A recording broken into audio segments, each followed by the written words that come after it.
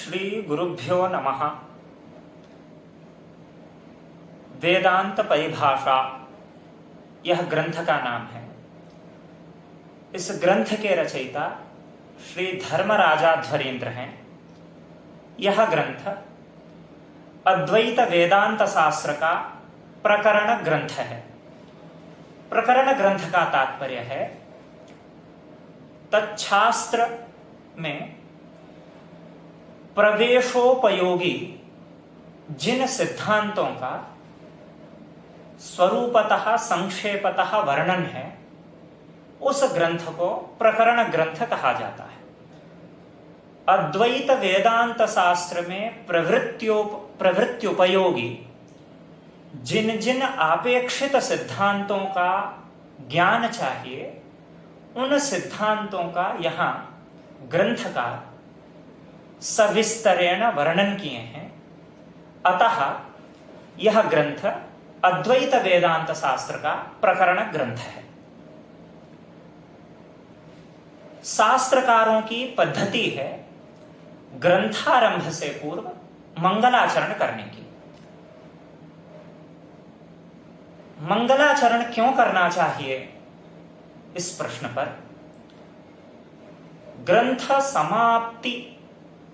ग्रंथ की निर्विघ्नता पूर्वक समाप्ति हो जाए, ऐसी ग्रंथकार की आकांक्षा रहती है। अतः ग्रंथ की निर्विघ्न परिसमाप्ति में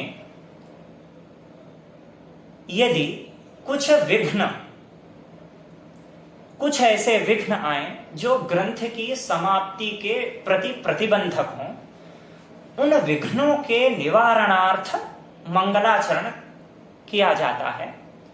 प्रसिद्ध है निर्विघ्न परिसमाप्ति कामो मंगलमाचरेत, विघ्न विध्वंस कामो मंगलमाचरेत।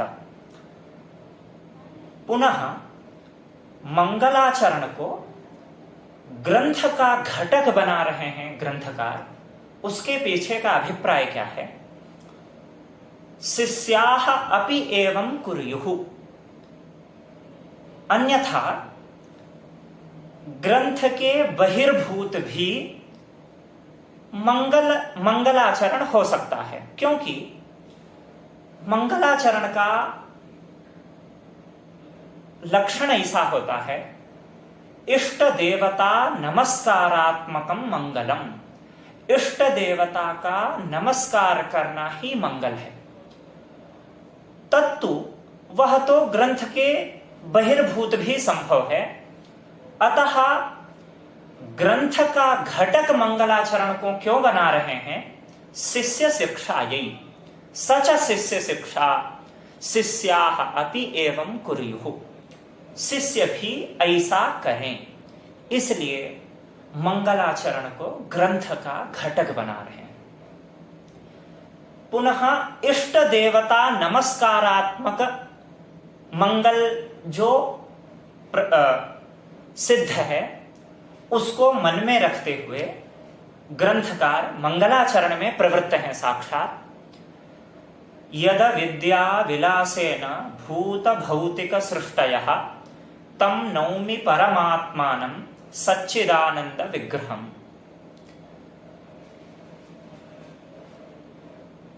अहम धर्मराजा ध्वरेंद्रः नौमि।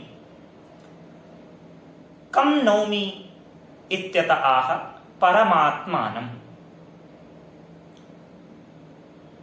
यहां पर ग्रंथकार ईश्वर नमस्कारात्मक मंगलाचरण कर रहे हैं। परमात्मानं नौमि, अहम धर्मराजा ध्वरेंद्रः परमात्मानं नौमि। परमात्मा में दो विशेषण दिए। यद विद्या विलासेन भूत भौतिक सृष्टयः भवन्ति इति अध्याहार्यम्, तम परमात्मानं नौमि। पुनः सच्चिदानंद विग्रहं परमात्मानं नौमि। मंगलाचरण करते हुए ग्रंथकार एक अन्य बात को भी बोधित कर रहे हैं।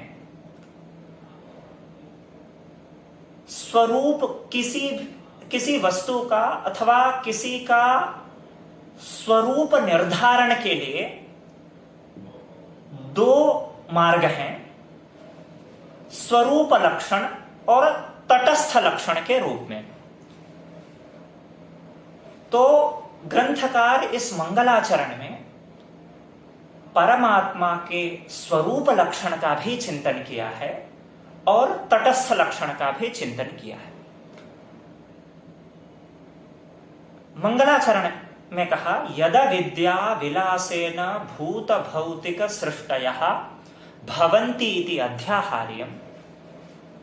यद विद्या विलासेन भूत भौतिक सृष्टयः भवन्ति तं परमात्मानं नौमि।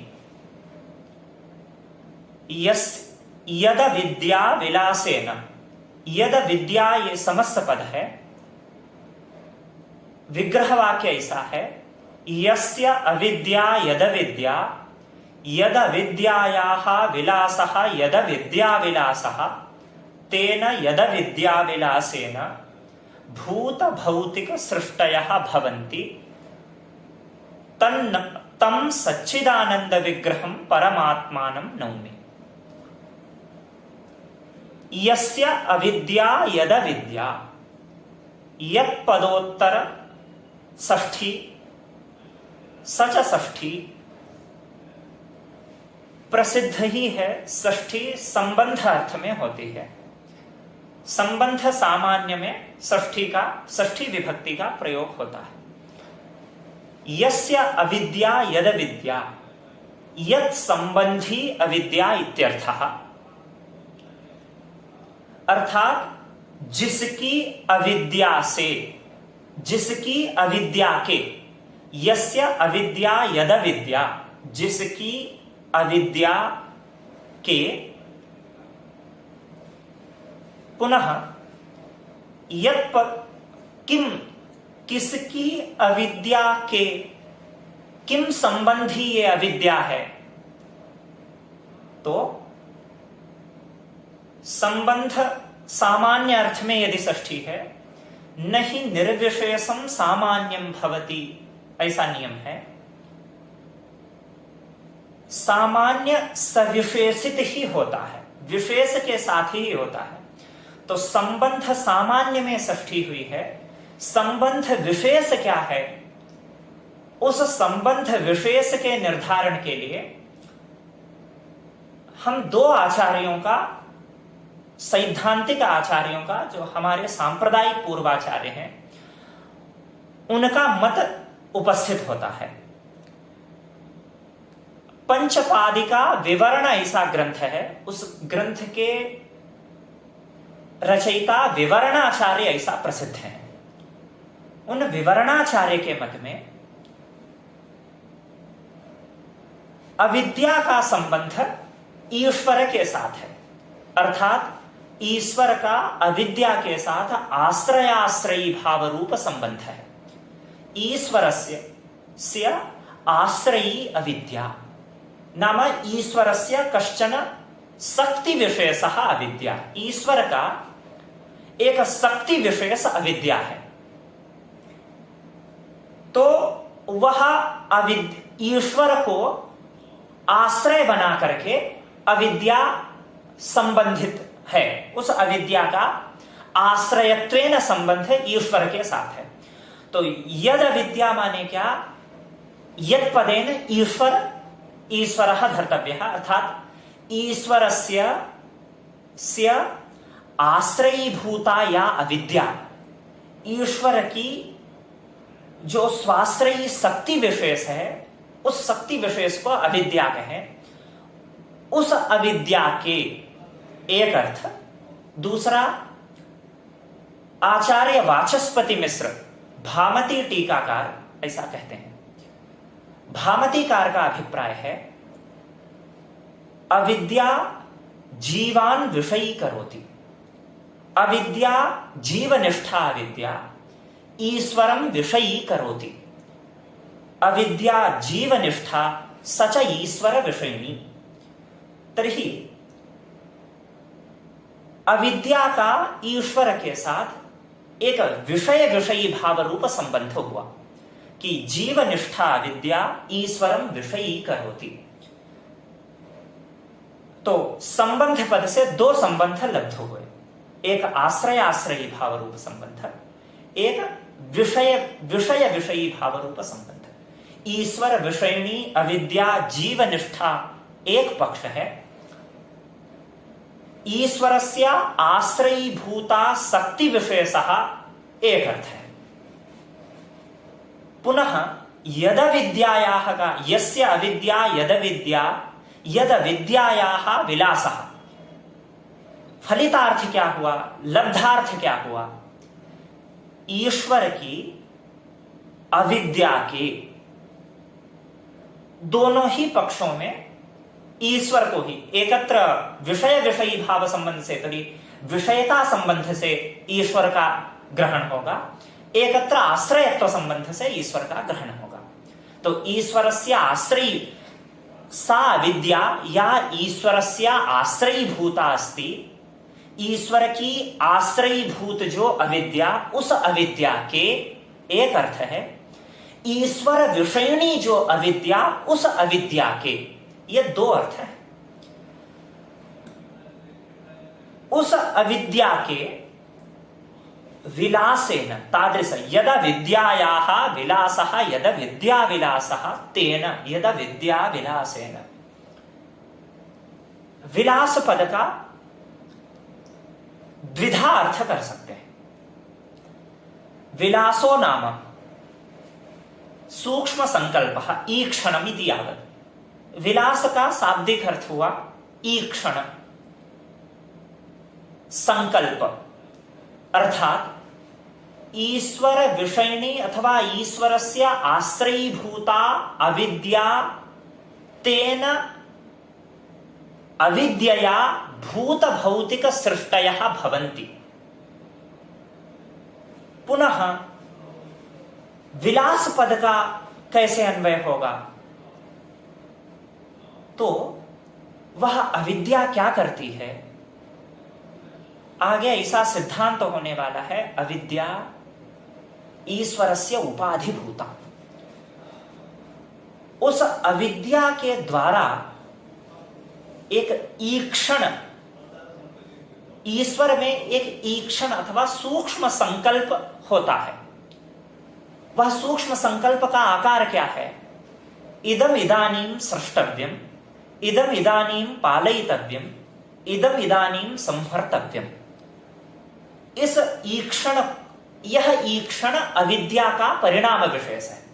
तो ईश्वरस्य आश्रयीभूता अविद्या, उस अविद्या का ईक्षण, उस अविद्या के द्वारा जो ईक्षण, जो अविद्या का, अविद्या की संकल्पात्मिका वृत्ति, अविद्या की संकल्पात्मिका वृत्ति, कीदृश संकल्प, इदम इदानीं सृष्टव्यम इत्याकारिका संकल्पात्मिका अविद्यायाः वृत्तिः, स च संकल्पः कस्य, ईश्वरस्य, ईश्वरस्य आश्रयीभूता अविद्यया, तया अविद्यया, उस अविद्या के द्वारा एक संकल्पात्मिका वृत्ति हुई, इदम इदानीं सृष्टव्यम इत्याकारक अविद्या वृत्ति। उस संकल्प से, इस संकल्प में भी श्रुति प्रमाण है, तदैक्षत बहुश्याम प्रजायेय सो अकामयत बहुश्याम प्रजायेय इत्यादि। वह संकल्प अविद्या वृत्ति, अविद्या वृत्ति, अविद्या का परिणाम भूत वह संकल्प, अर्थात अविद्या की संकल्पात्मिका वृत्ति, जिससे भूत भौतिक सृष्टयः भवन्ति, भवन्ति ऐसा इस क्रियापद का अध्याय। उस ईश्वर की आश्रयीभूत अविद्या के अविद्या का के संकल्प से, अविद्या द्वारक जो संकल्प हुआ, उस संकल्प से, उस ईक्षण से किम भवन्ति, भूत भौतिक सृष्टयः भवन्ति। भूत माने क्या? आकाश, वायु, अग्नि, जल और पृथ्वी, इन पंचभूतों का सूक्ष्मावस्था अथवा अपंचीकृत अवस्था को हम भूत कहते हैं। उनमें पंचभूत ऐसा व्यवहार क्यों होता है, कब होता है? जब वह आकाश आदि पंचभूत अपंचीकृत अवस्था में होते हैं। अपंचीकृत, पंचीकृत क्या है, इसका सविस्तरेण ग्रंथकार यथा अवसर प्राप्त विवरण करने वाले हैं। तो पंचभूतों की अपंचीकृत अवस्था को हम पंचभूत ऐसा कहते हैं, जिनको सूक्ष्म भूत ऐसा। तो ईश्वर के संकल्प से अपंचीकृत पंचभूतों की उत्पत्ति होती है, और वही भूत जब पंचीकृत हो जाते हैं तो उनको भौतिक ऐसा कहते हैं। तो भूत भौतिक सृष्टयः भवन्ति। भौतिक सृष्टि माने क्या? पंचीकृत अवस्था माने क्या? पंचभूतों की स्थूल अवस्था। स्थूल अवस्था माने क्या? पंचभूत जब हमारे ज्ञान का विषय बनने लगते हैं, हमारे भोग के विषय बनने लगते हैं, ऐसी जो अवस्था होती है उनको भौतिक अवस्था अथवा पंचीकृत अवस्था ऐसा कहते हैं। तो पंचीकरण प्रक्रिया के अनंतर उन्हीं भूतों से भौतिकों की उत्पत्ति होती है। पंचीकरण प्रक्रिया का सविस्तरेण वर्णन आगे होगा। पुनः सृष्टयः ऐसा बहुवचन क्यों किया? सृष्टिरिति एकवचनेनैव इष्टं सिद्धं भवितुमर्हति। सृष्टयः इस बहुवचन से भौतिक सृष्टि में वैचित्र्य को द्योतित करने के लिए सृष्टयः ऐसा बहुवचन किया। माने क्या? भौतिक सृष्टि का वर्णन करते समय आचार्य लिखेंगे, भूर्भुवः स्वः इत्यादि ऊर्ध्वलोक सप्तकस्य अतल वितल सुतल तलातलादि अधोलोक सप्तकस्य ब्रह्मांडस्य जरायुज अंडज स्वेदज उद्भिजाख्यानि चतुर्विध स्थूल शरीराणाम उत्पत्ति। अतः इत्यादि भौतिक प्रपंचों का वैचित्र्य द्योतित करने के लिए सृष्टयः यह बहुवचन का प्रयोग किया। तो जिस ईश्वर की आश्रयीभूत जो अविद्या, तद्वारक जो संकल्प, ईश्वर का जो इदम इदानीं सृष्टव्यम इत्याकारक संकल्प से भूत भौतिक सृष्टयः भवन्ति जायन्ते। भूत भौतिक प्रपंचों की उत्पत्ति होती है, जिसके संकल्प से भूत भौतिक प्रपंचों की उत्पत्ति होती है। तम परमात्मानम, ऐसे परमात्मा को हम नमस्कार करते हैं। पुनः यद अविद्या विलासेन, अविद्या ऐसा क्यों कहा? साक्षात संकल्प से ही भूत भौतिक सृष्टयः भवन्ति, ऐसा साक्षात अर्थ। उसमें अविद्या को क्यों द्वार बना रहे हैं? तो ब्रह्म सत्यम जगन मिथ्या, ऐसा हमारा सिद्धांत है। अद्वैत सिद्धांत कैसा है? ब्रह्म सत्यम जगन मिथ्या।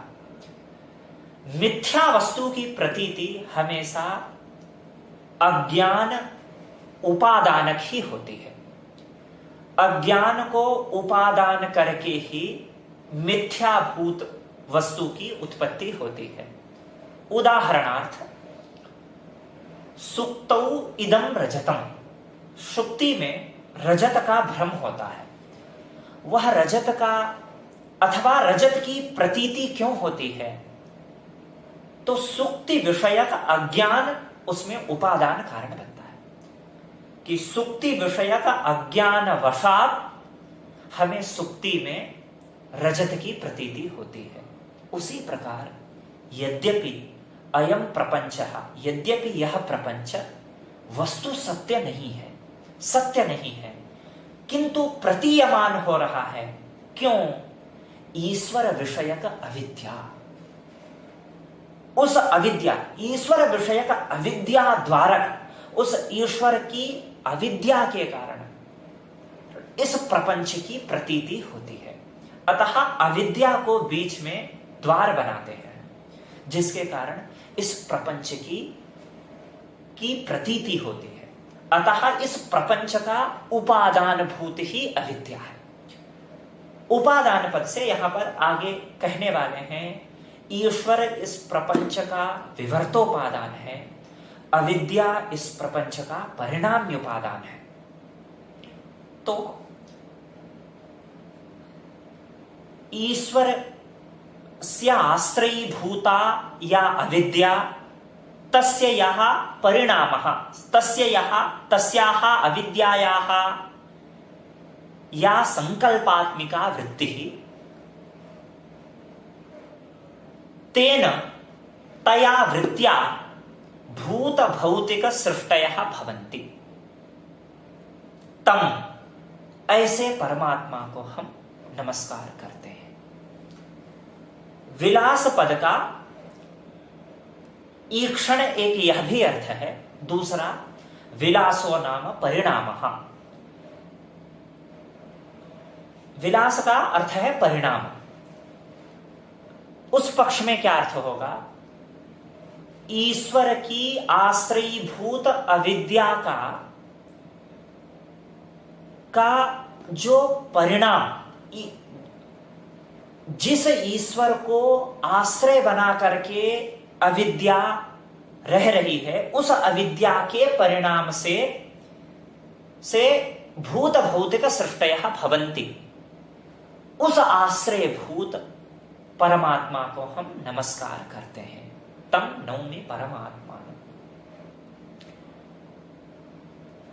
एतेन ईश्वरे जगत कारणत्वं प्रतिपादितं भवति।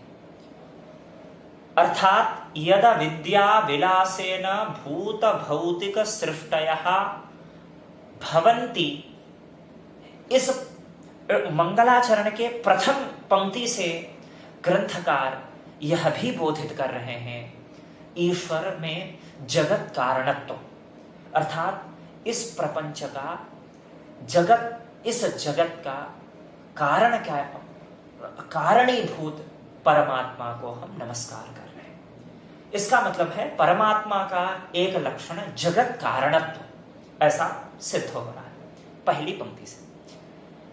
पुनः परमात्मा में दूसरा विशेषण था सच्चिदानंद विग्रहम। विग्रह पदम स्वरूपम ब्रूते, स्वरूप परम, तथा च सच्चिदानंद स्वरूपम परमात्मानम। पुनः कीदृश परमात्मा को नमस्कार कर रहे हैं? जिसका स्वरूप सत्स्वरूप है, चित स्वरूप है, आनंद स्वरूप है, ऐसे परमात्मा को हम नमस्कार कर रहे हैं। पहली पंक्ति में जगत कारणत्वेन ईश्वर को नमस्कार किया, दूसरे मंगलाचरण के दूसरे अंश से सच्चिदानंद स्वरूप, ईश्वर के कीदृश स्वरूप, ईश्वर का कैसा स्वरूप है? सच्चिदानंद स्वरूप है, सत्स्वरूप है, चित स्वरूप है, आनंद स्वरूप है। सत्वं नाम किम, चित्तं नाम किम, आनंदो नाम किम, आनंदो नाम इत्यादि विषयों पर आगे ग्रंथकार स्वयं चिंतन करेंगे। ये मंगलाचरण के पहले पंक्ति से जगत कारणत्वेन परमात्मा को नमस्कार किया, दूसरी पंक्ति में सच्चिदानंद स्वरूपम परमात्मानम इत्यादि रीत्या परमात्मा के यथार्थ स्वरूप को नमस्कार किया। इससे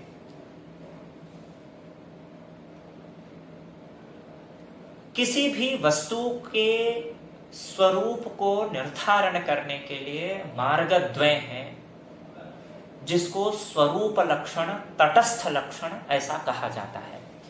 स्वरूप लक्षण क्या, तटस्थ लक्षण का क्या स्वरूप है, यद्यपि ग्रंथकार स्वयं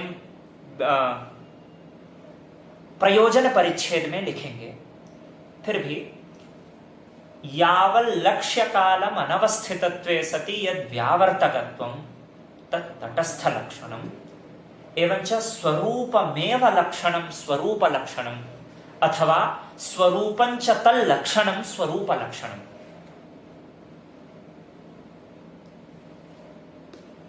जगत कारणत्वम ईश्वरस्य, जगत कारणत्वेन ईश्वर को प्रतिपादित करना माने क्या कि उस लक्ष्य के, उस वस्तु के तटस्थ को बतलाना, तटस्थता को बतलाना, उसको हम तटस्थ लक्षण ऐसा कहते हैं। ईश्वर में जगत कारणता कब तक है, जब तक यह प्रपंच है। पारमार्थिक दशा में इस प्रपंच की कोई सत्ता नहीं है, अतः जगत कारणत्वादिकं परमार्थतया नैव वक्तुं शक्यते। हम परमार्थ दशा में जगत कारणत्वेन भी ईश्वर को हम नहीं बताते। इसलिए लक्ष्य का जो काल अथवा लक्ष्य की जो सत्ता, तद अपेक्षया न्यून सत्ता यदि लक्षण की हो, उस लक्षण को हम तटस्थ लक्षण ऐसा कहते हैं।